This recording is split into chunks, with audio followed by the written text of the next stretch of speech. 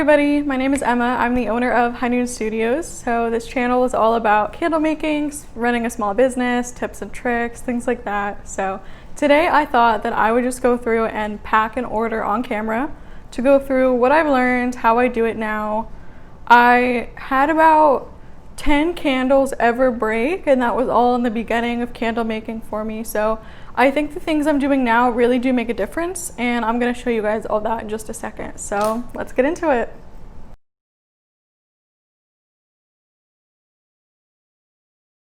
Okay, so I don't have the product. Amazing forethought on that.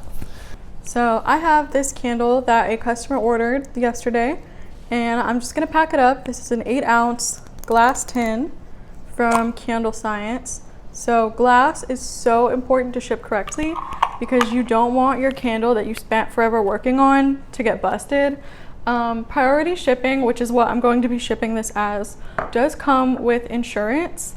You want to make sure that you wrap up your packages appropriately because you don't want them to break in transit, especially with the way things are right now. The Postal Service is so overwhelmed, and I totally understand, but I've seen a lot of packages arrive like absolutely busted.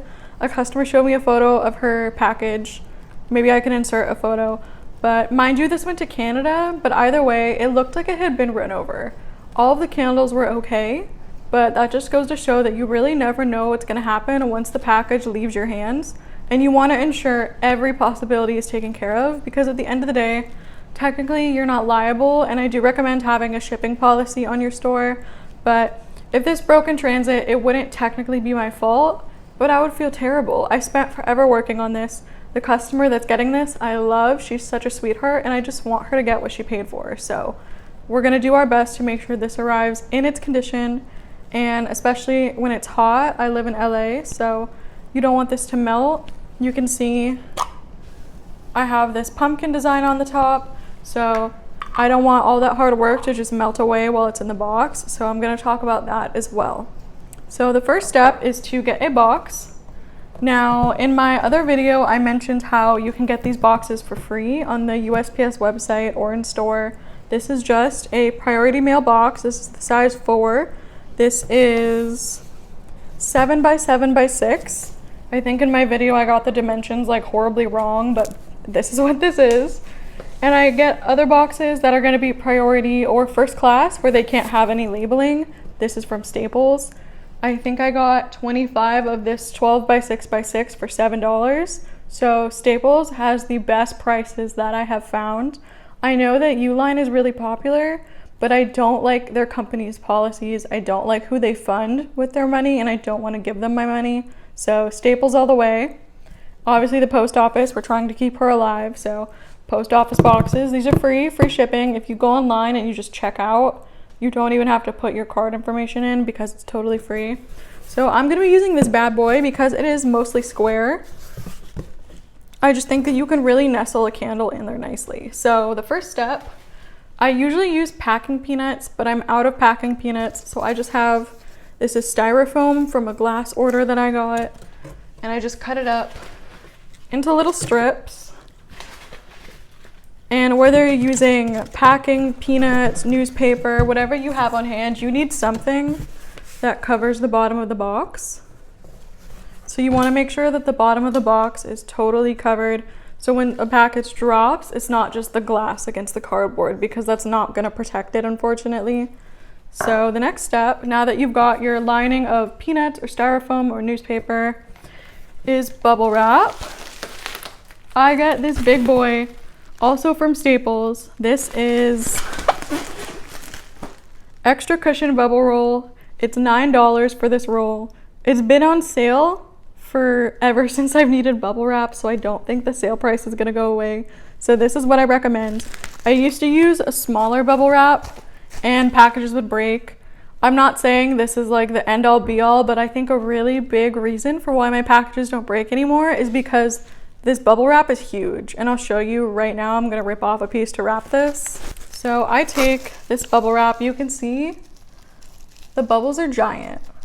This is so much bigger than average bubble wrap. And what I do is I fold it in half so that the bubbles are facing the outside, and I just wrap it up. So that way it's double layered. And then I have packing tape. My packing tape is Scotch tape. It's just packing tape. I don't think you can go wrong with packing tape. So I've just taped the front, the top, and the bottom. And I'm just going to lay this in the box. And then the important part now is to add more packing peanuts, tissue paper, butcher paper, newspaper, whatever you have on hand, so that the candle can't move around in the box. Because that is the other way, especially if you're shipping more than one candle at a time. If they clink against each other, that's like end game, you're done for. So you want to just make sure that you wedge enough stuff in here that the candle can't go anywhere.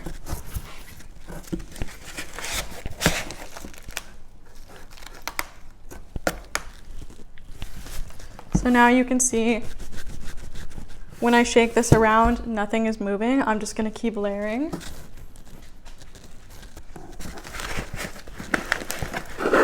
So that is everything that I can fit in there. So now that that package is all secured, what I like to do is brand it.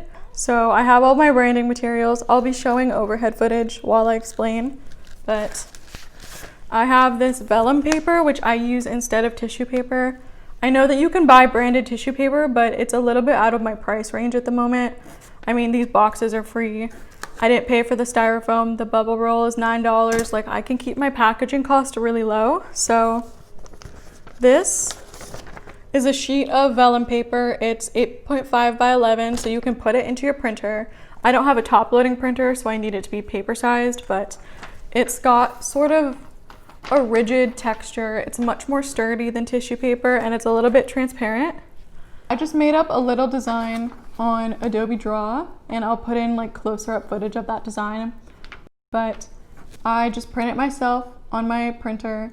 It uses like next to nothing ink, and then it's just like a fun little, I put it on top. You could wrap packages in this. I'm just not good at wrapping candles in this, so I just cut it up in half so that it fits into the boxes nice and neat.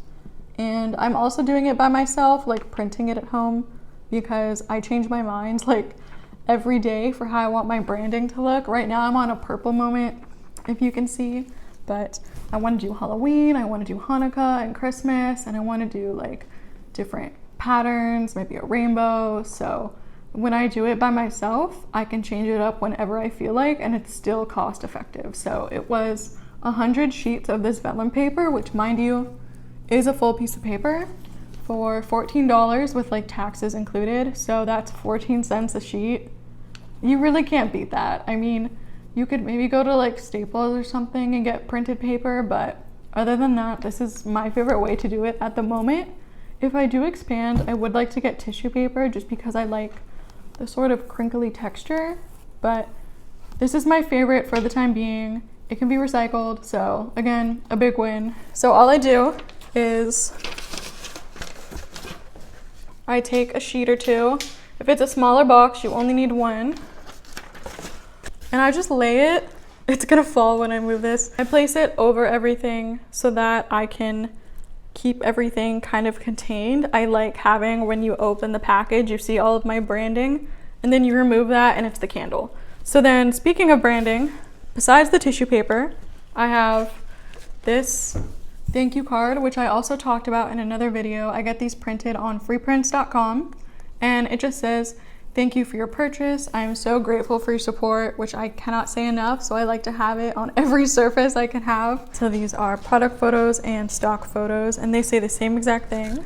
So this goes on top, and then I have these envelopes. I got these at Hobby Lobby. I don't shop at Hobby Lobby anymore, again, for ethical reasons, but you can get any envelope that you want.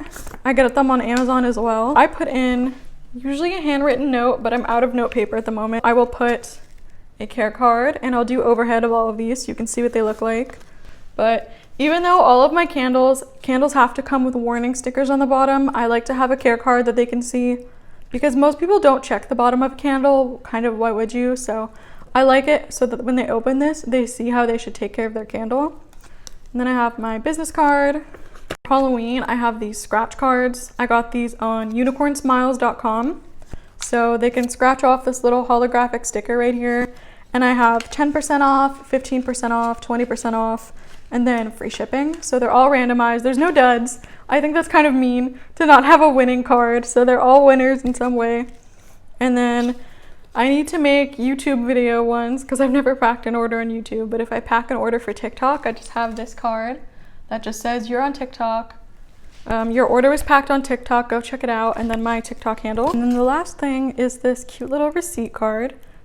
The customer name, the date they ordered, the order number, whatever they ordered, and the quantity. There's no prices on here because I just feel like that's a little bit unnecessary. And then notes.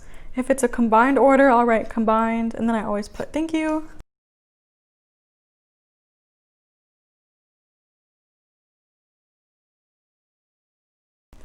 And then I have these different washi tapes. I like to use sparkly washi tapes to seal everything. I just close that up. So this is all secure, and then I just put it on top. And now this box is entirely full. It's got the tissue paper, my packing slip, the envelope for her. So you can just close it up.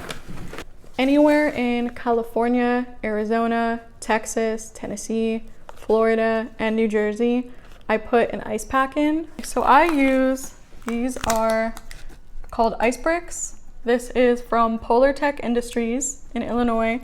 I get them on Amazon. You can get 45 for $18, $20, around, you know, don't hold me to that, but it's about that price. So I just keep a couple of these in my freezer. And if an order is going somewhere where I know it's gonna be absurdly hot, I will wait till the morning to close this box and I'll put an ice pack in.